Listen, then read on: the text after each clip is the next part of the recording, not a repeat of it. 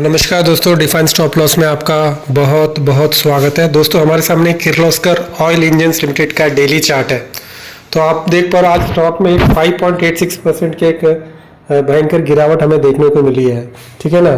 Stock थोड़ा कमज़ोर ज़रूर हुआ है क्योंकि स्टॉक ने अपने जो 20 डे SMA है, 20 डे SMA को ब्रीच कर दिया। यहाँ पे आप देख पा रहे हो stock is trading below 20 day SMA। इसका जो 20 डे SMA है 2361, इस लेवल को स्टॉक ने ब्रीच किया है। फ्रॉम दिस लेवल यहाँ से आप देखो it was continuously 20 day SMA को रेस्पेक्ट कर रहा था, लेकिन ये पहली बार इस लेवल के बाद इसने अपने 20 SMA को ब्रीच किया है, which is early indication of weakness in the stock. ठीक है ना। और जहाँ तक आप इसका सुपर ट्रेंड देखोगे, the super trend is still positive as long as stock, यदि जब तक ये 2176 इस लेवल के ऊपर स्टॉक जब तक रहता है तब तक आपका सुपर ट्रेंड पॉजिटिव रहेगा। लेकिन जब यदि स्टॉक इसके नीचे आ जाता है, इसके नीचे का क्लोजिंग मिलता है, then your super trend will become negative. Then there will be two negatives for you. पहला तो ये होगा कि स्टॉक ने अपने 20 डे SMA को ब्रीच कर दिया है, और दूसरा ये होगा कि स्टॉक जो है अपने सुपर ट्रेंड को भी ब्रीच करके नेगेटिव हो चुका है। ठीक है ना। और यहाँ पे आप देखो तो यहाँ पे और एक जो इंपॉर्टेंट चीज है, यहाँ पे इसका जो रीसेंट स्विंग लो, इसका जो रीसेंट स्विंग लो है, ठीक है ना, यदि स्टॉक इसके नीचे क्लोजिंग देता है तो ये अपने रीसेंट स्विंग लो को भी ब्रीच कर देगा और ये काफी नेगेटिव हो जाएगा। यहाँ पे आप जो स्ट्रक्चर देख रहे हो, स्टॉक लोअर लोज बना रहा है। ठीक है ना। और यदि इसको ब्रीच करने का मतलब है स्टॉक फिर लोअर लोज भी बनाना शुरू करेगा और लोअर हाइज भी बनाना शुरू करेगा। और हम नहीं चाहते कि हम ऐसे स्टॉक में नहीं रहना चाहते जो लोअर लोज और लोअर हाइज बनाए। अभी स्टॉक लोअर हाइज बना रहा है, इसको ब्रीच करने का मतलब है स्टॉक लोअर लोज भी बनाना शुरू कर देगा। तो स्टॉक के लिए अभी सबसे इंपॉर्टेंट चीज क्या है, यदि आप स्टॉक में एंटर करते हो या एंटर करने का प्लान करें, तो सबसे इंपॉर्टेंट चीज आपके लिए ये बनता है कि ये जो लेवल है, ये जो स्विंग लो है, इसको स्टॉक को हर हाल में रिस्पेक्ट करना ही पड़ेगा। हर हाल में रिस्पेक्ट करना पड़ेगा, इसको ब्रीच नहीं करना चाहिए। क्योंकि इसको ब्रीच करने का मतलब है कि स्टॉक का जो स्ट्रक्चर है, higher highs and higher lows का, जो यहाँ पे जो stock higher highs higher lows का जो पैटर्न बना रहा था, जो कि एक पॉजिटिव पैटर्न होता, उसको द चेंज ऑफ कैरेक्टर हो जाएगा और चेंज ऑफ स्ट्रक्चर हो जाएगा। फिर स्टॉक में एक नया ट्रेंड शुरू हो जाएगा, lower lows and lower highs का पैटर्न की, जो कि एक नेगेटिव सिग्नल होता है। ठीक है ना दोस्तों। स्टॉक में अभी इसका जो आप RSI देखोगे तो इसका जो RSI है अभी जो निकल के आ रहा है 50 का RSI है, और that is also sloping downwards. जो 50 का RSI ऐसा होता है कि एक न्यूट्रल जोन होता है, ना तो स्टॉक ओवरबोट है ना तो स्टॉक ओवरसोल्ड है। जब स्टॉक 70 पे चला जाता है तो हम कहते हैं कि स्टॉक ओवरबॉट हो चुका है, यहाँ से स्टॉक रिवर्स करेगा।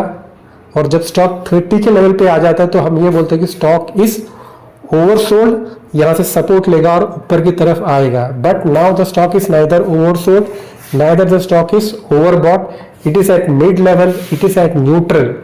ठीक है ना दोस्तों। ये अलग बात है कि स्टॉक कूल ऑफ जरूर हुआ है। ठीक है ना। काफी स्टॉक ने काफी रैली किया है, एक अच्छा रैली के बाद स्टॉक थोड़ा सा कूल ऑफ हुआ, जिसके कारण स्टॉक का जो RSI है, स्टॉक का जो डेली RSI है वो आपको 50 दिखाई दे रहा है। लेकिन आप इसका जो वीकली और मंथली RSI देखोगे, मैं आपको दिखाना चाहूंगा, क्योंकि आप इसका वीकली RSI देखो तो 65 है, और वहीं पे इसका जो मंथली RSI आप देखोगे तो 77 है। ठीक है ना।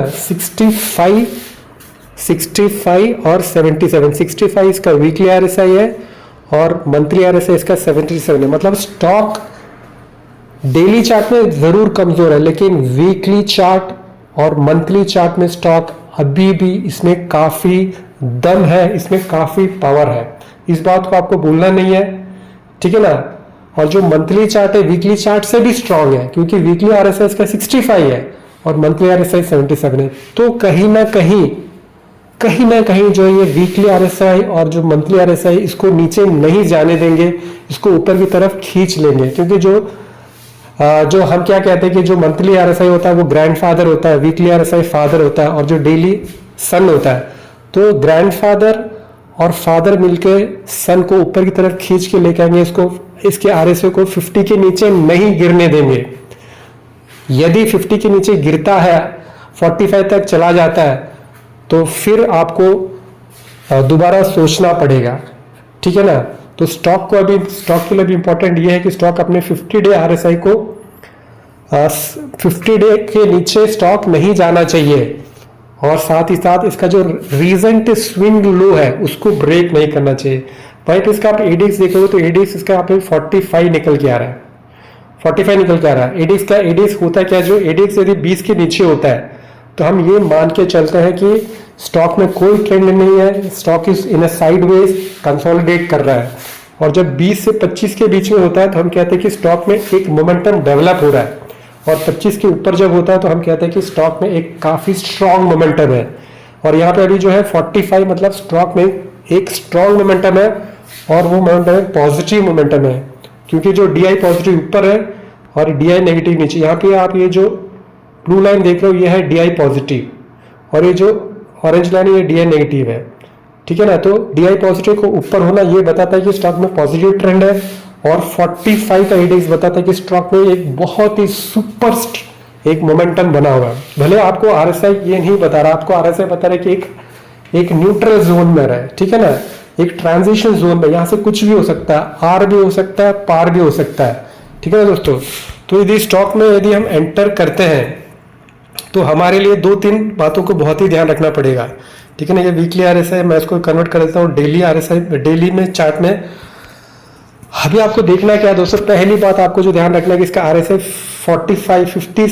50 से नीचे नहीं गिरना चाहिए और 45 तक नहीं पहुंचना चाहिए, ठीक है ना। और ये जो स्विंग लो है, स्टॉक इस स्विंग लो को ब्रेक नहीं करना चाहिए। और तीसरी बात, इसका जो सुपर ट्रेंड नेगेटिव नहीं होना चाहिए, ठीक है ना। इसका सुपर ट्रेंड नेगेटिव कब होगा, 2176 के नीचे आपको सुपर ट्रेंड नेगेटिव हो जाएगा। और यदि ये चीज होता है, यदि स्टॉक 45 के RSI पे चला जाता है, स्टॉक यदि अपने स्विंग लो को ब्रेक कर देता है, इसका यदि सुपर ट्रेंड नेगेटिव हो जाता है, तो जो पैटर्न आपके सामने निकल के आएगा वो आएगा लोअर लोज एंड लोअर हाइस का पैटर्न निकलेगा। उसके बाद स्टॉक आपका नेगेटिव हो जाएगा, आपको स्टॉक से एग्जिट करना पड़ेगा। लेकिन फिलहाल के लिए स्टॉक अभी नेगेटिव नहीं है, किसी भी मायने में स्टॉक नेगेटिव नहीं, क्योंकि इसका जो ADX है 45 का ADX है, ठीक है ना। डेली इसका ADX 45 है, और मंथली RSI और वीकली RSI का उसको भरपूर सपोर्ट मिल रहा है, क्योंकि आपको भूलना नहीं पड़ेगा इसका जो मंथली RSI 77 का है और वीकली RSI 65 का है। ये इनको सपोर्ट करेंगे, ऊपर की तरफ लेके आएंगे, क्योंकि स्टॉक मार्केट में कुछ भी कंफर्म होता नहीं है, स्टॉक मार्केट में कुछ भी 100% होता नहीं है। तो आपको कोई भी आप डिसीजन लेते हैं तो अपने फाइनेंशियल एडवाइजर से एक बार जरूर सलाह मशवरा करें, क्योंकि स्टॉक मार्केट में होता है क्या कि the stock market consist of people, यहाँ पे लोग होते हैं, और लोग किस तरह बिहेव करेंगे हम कोई प्रेडिक्ट नहीं कर सकते। 100% यहाँ पे श्योरिटी कुछ नहीं होता है, anything can happen and anything है। सो यदि आप स्टॉक में एंटर करते हो तो यहाँ पे आप देखोगे स्टॉक ने एक अच्छा मूव दिया था, 10% का एक यहाँ से इसने स्टॉक ने एक 10% का एक अच्छा मूव दिया था, ठीक है ना दोस्तों। तो अभी आपको पता है कि आपका स्टॉप लॉस क्या रहेगा, आपका टारगेट क्या रहेगा, कब आपको स्टॉक से एग्जिट करना है, कब आपका स्टॉक कमजोर हो जाएगा। और एक बार मैं रिपीट कर देता हूँ, आपका स्टॉक कमजोर तब होगा जब इसका RSI डेली RSI 50 से 45 तक पहुंच जाएगा। तो आपका स्टॉक कमजोर तब हो जाएगा जब ये अपना रीसेंट स्विंग लो को ब्रेक करेगा। आपका स्टॉक तब कमजोर हो जाएगा जब ये इसका जो सुपर ट्रेंड है 2176 के नीचे आ जाएगा और नेगेटिव हो जाएगा, और स्टॉक जब लोअर हाइज और लोअर लोज का पैटर्न बनाना शुरू करे। तो these are the few indicators, यदि ये सारी चीजें होते हैं तो आपका स्टॉक नेगेटिव हो जाएगा, आपको एग्जिट करना है। और जब तक स्टॉक 50 RSI के ऊपर रहता है, जब तक स्टॉक अपने स्विंग लो को रेस्पेक्ट करता है, जब तक सुपर ट्रेंड इसका नेगेटिव नहीं होता है, तब तक स्टॉक में बने रह सकते हैं दोस्तों। दोस्तों आप हमारे चैनल में पहली बार आए तो आपसे विनम्र निवेदन है, आप हमारे चैनल को लाइक कीजिए, कमेंट कीजिए, सब्सक्राइब कीजिए। फिर कभी किसी वीडियो में आपसे मिलेंगे, तब तक के लिए धन्यवाद, शुक्रिया, शबा के बाबा, ठीक है। अपना ख्याल रखिए और अपनों को भी कल बहुत बहुत